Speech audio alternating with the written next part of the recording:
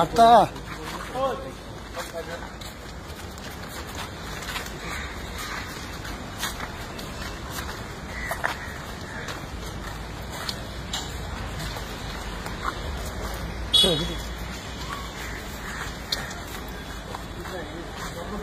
হ্যাঁ বলো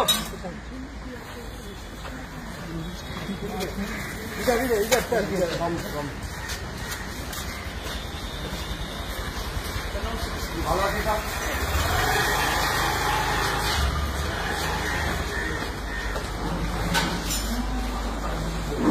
লিখে দিতে হবে কোন ফ্লোরে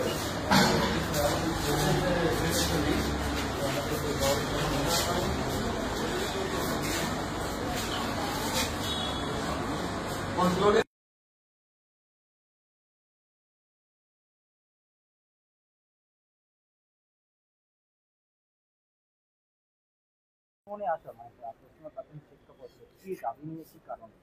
দেখুন যেভাবে পশ্চিমবাংলায় 2012 থেকে আর 2025 এর মধ্যে প্রায় 25,000 প্রাইমারি স্কুল ভ্যানিশ হয়ে গেছে, গায়েব হয়ে গেছে। চারটিখানি বিষয় নয়। এই স্কুলে কারা পড়ে? প্রান্তিক সমাজের ছেলে মেয়েরা পড়ে, চাষির ছেলেটা পড়ে, সকালে যে কলকাতায় আসে 10,000 টাকা 8,000 টাকা মাইনের চাকরি করে প্রাইভেট সেক্টরে, তার ছেলেটি পড়ে।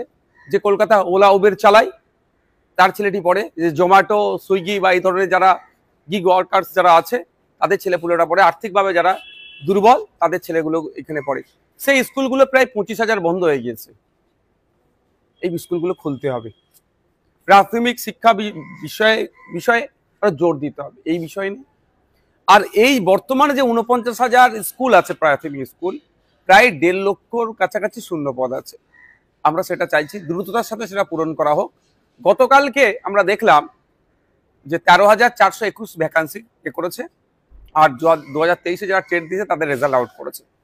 আমি 21 তারিখে মেল করেছিলাম, আমি যে 25 তারিখে আসছি, হয়তো সেখানে চাপকে তড়িঘড়ি পাবলিশ করে দিয়েছে। কিন্তু ওই 13,000 দিয়ে চলবে না। শিক্ষা ব্যবস্থা যেভাবে ধ্বংস হতে চলেছে, প্রায় প্রাথমিক শিক্ষা ব্যবস্থা, বুনিয়াদী শিক্ষা যেখান থেকে পায়, সেটা তড়িঘড়ি সেটাকে রিকভারি করা দরকার।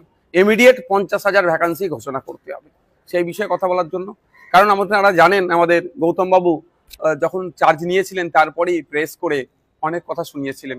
ভালো লেগেছিল আমাকেও ভালো লেগেছিল। কারণ আমি যখন আমার ইউনিভার্সিটির বন্ধুরাও এখন অনেকে চাকরি পায়নি, ওরা বিভিন্ন প্রিপারেশন নিচ্ছে, তাদের কথা অন্তত ভেবেছিলাম যে বছরে বছরে নিয়োগ হবে, বছরে দুবার নিয়োগের গল্প শুনিয়ে উনি বলেছিলেন 50,000 রেড সিট ভ্যাকান্সি রেডি আছে, শুধু অনুমোদনের অপেক্ষা। সেগুলি জানতে এসেছিলাম, কিন্তু আজকে দেখলাম যে ওনাকে পেলাম না। উনি আজকে নাই। কালকে রাত্রে প্রায় 12টার কাছাকাছি 11টার পরে একটা মেল করছেন যে উনি থাকতে পারছেন না। তো রাত অফিসিয়ালি ওই টাইমে স্বাভাবিকভাবে মেল হয় না।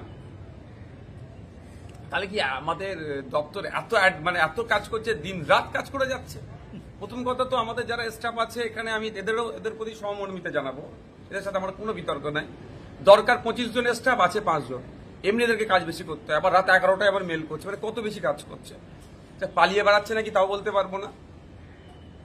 আমি তো এসে জিজ্ঞাসা করতাম যে আপনি মিডিয়ার সামনে গল্প শুনিয়েছেন, বলবো এখন যে বছরে দুবার টেট হবে নিয়োগের গল্প শোনাচ্ছেন এই মর্মে, 50,000 রেডি আছে অনুমোদনের অপেক্ষায়, হ্যান গল্প শুনেছেন। আপনি এখন 13,421 দিচ্ছেন। যারা 2022-এ টেট দিয়েছে সেই 2017-এর পরে তারা সুযোগ পাচ্ছে, তাদের দুরবস্থার কথা। তো ইমিডিয়েট 50,000 ঘোষণা করতে হবে ভ্যাকেন্সি। এই নিয়ে আলোচনা করবার জন্য তিনি এখন আজকে ছিলেন না, তবে আমি পরে আবার আসবো। একটা জিনিস দেখা যাচ্ছে যে আজকে এখানে যিনি চার্জে ছিলেন, মানে উনি যাকে অ্যাপয়েন্ট করে গিয়েছিলেন, সে অফিসারের সাথে কথা বললাম, আমাদের ডেপুটেশন ওখানে দিয়েছি। আজকে দেখা যাচ্ছে যে সল্টলেক জুড়ে যারা চাকরি প্রার্থী এবং পরীক্ষার্থী তাদের একাধিক বিক্ষোভ রয়েছে, রাস্তায় বসে বিক্ষোভ দেখাচ্ছে তারা। আমি একটা কথা বলি, যদি মনে করে রাজ্য সরকার এই 13,421 সীমাবদ্ধ রেখে দেবো, এই পুজোর শারদ উৎসব এই সময় আমি কোনো মিটিং মিছিলে যাব না, এই মিটুক রাজ্য সরকার, কিন্তু এটা আমরা কিন্তু ছাড়ে কথা বলবো না। কারণ এখানে 2-3টে ফ্যাক্টর কাজ করছে। একটা হচ্ছে স্কুলগুলোকে বাঁচানোর ফ্যাক্টর, দ্বিতীয় হচ্ছে যে সমস্ত ছেলেগুলো পড়াশোনা করলো, মেধাযুক্ত, টেটে পাস করলো, তাদের বক্তব্য কি মেধার ভিত্তিতে নিয়োগ করা হোক, তাদের পরিবার বাঁচবে।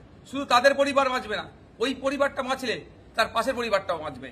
যদি 50,000 হয়, 50,000-এর জায়গায় 1.5 লক্ষ পরিবার উপকৃত হবে, প্রায় 15 লক্ষ মানুষ এই জায়গা থেকে উপকৃত হবে। কেন হবে না? সরকারটা কেন আছে? সরকারটা মানুষের ভালোর জন্য সরকার তৈরি হয়, সরকার ব্যবসা করার জন্য নয়। সরকার বেসরকারীকরণের দিকে ঠেলে দেবে এই জন্য সরকার তৈরি হয়নি।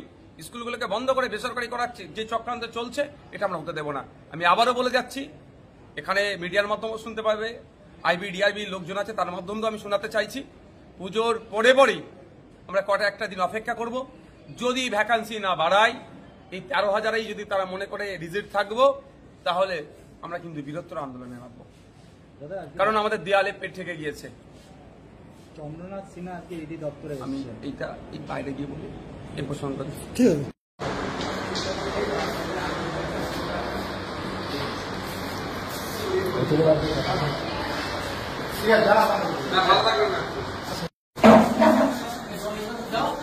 জল দিয়ে দেন না।